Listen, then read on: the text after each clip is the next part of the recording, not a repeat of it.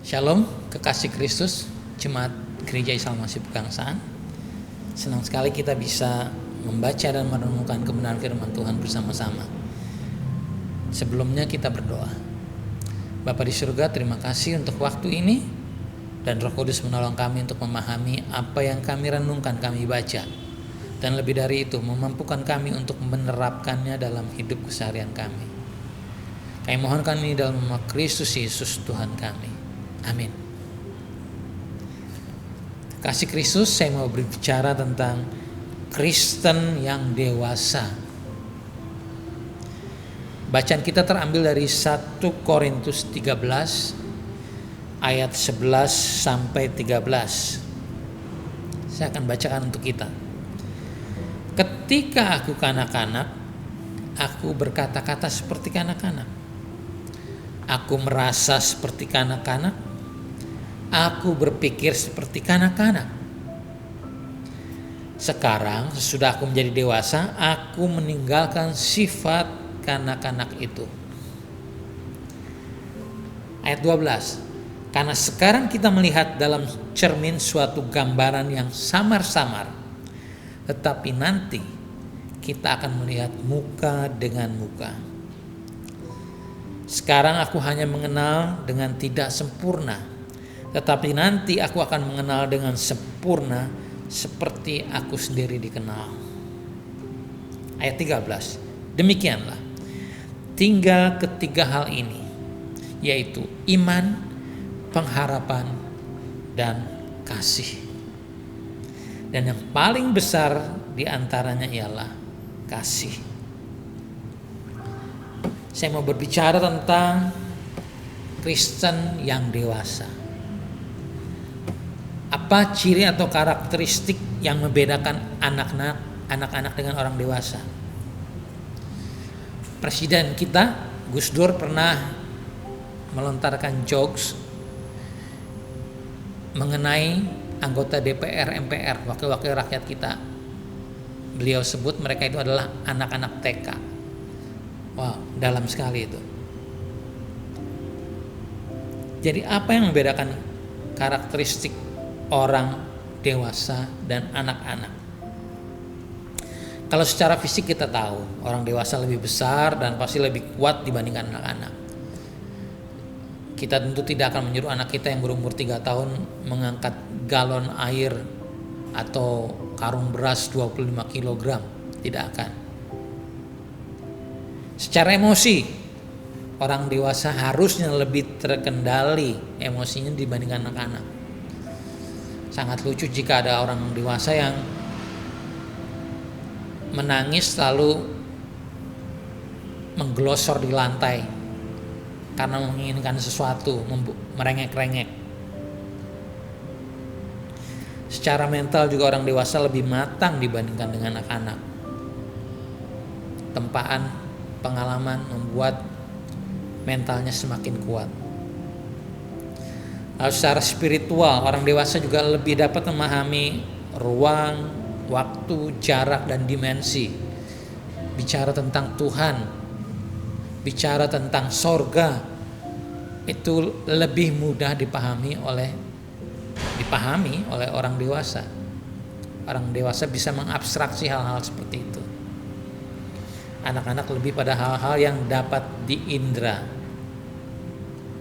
Dalam bacaan kita, kedewasaan dan sifat kanak-kanak dikaitkan dengan karunia-karunia. Dalam bacaan kita ini, yang perikopnya adalah tentang kasih. Paulus berbicara tentang kasih, dan yang terbesar adalah kasih di antara iman, pengharapan, dan kasih.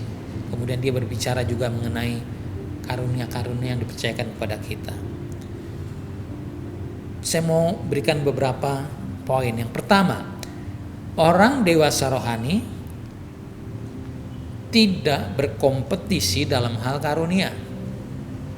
Seperti orang-orang Korintus yang diingatkan oleh Rasul Paulus. Mereka memiliki karunia yang berbeda, lalu mereka justru berkompetisi. Akan mereka membuat geng-geng. Gengnya Paulus, gengnya Kefas, gengnya Apolos. Itu orang-orang yang belum dewasa secara rohani. Jika masih menggunakan karunia sebagai alat identitas diri dan kemudian memisahkan diri dari yang lain.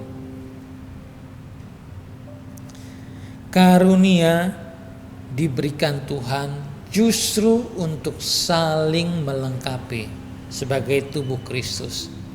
Ada yang jadi tangan, ada yang jadi kaki, ada yang jadi mata. Dan kalau kita semua tahu hal itu dan kita justru bergabung menjadi satu, akan menjadi sebuah kekuatan yang luar biasa. Itu ciri orang Kristen yang dewasa.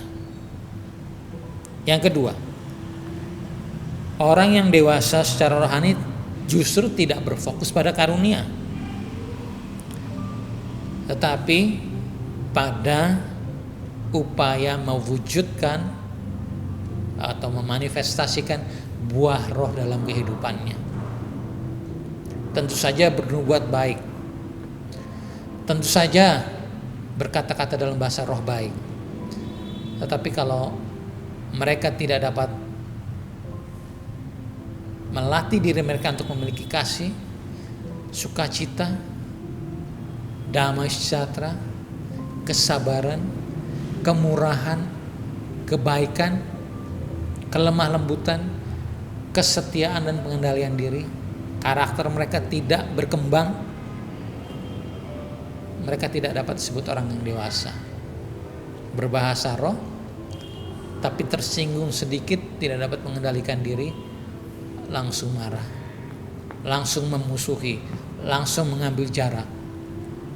Itu bukan ciri orang yang dewasa secara rohani.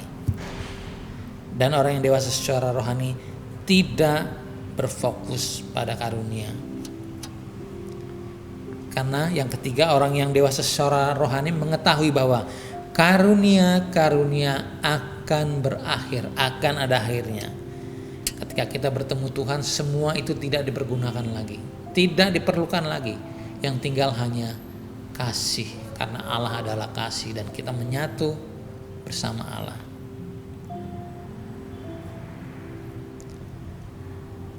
Orang yang dewasa rohani hidupnya digerakkan oleh tujuan Tuhan yang ditaruh dalam hidupnya. Mereka tidak hidup untuk diri sendiri. Mereka pasti tahu untuk apa saya ada di dunia ini.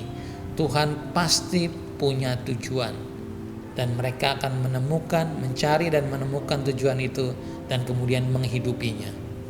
Itulah orang yang dewasa secara rohani. Terakhir, yang kelima, orang yang dewasa secara rohani tidak memikirkan dan menghendaki untuk melakukan sesuatu yang jahat. Kita bandingkan dengan 1 Korintus 14 ayat 20. Dikatakan begini, saudara-saudara, janganlah sama seperti anak-anak dalam pemikiranmu. Jadilah anak-anak dalam kejahatan, tetapi orang dewasa dalam pemikiranmu. Dalam soal kejahatan kita harus menjadi seperti anak-anak. Apa artinya? Tidak tahu banyak tentang kejahatan, bahkan mungkin tidak memikirkan untuk melakukan kejahatan.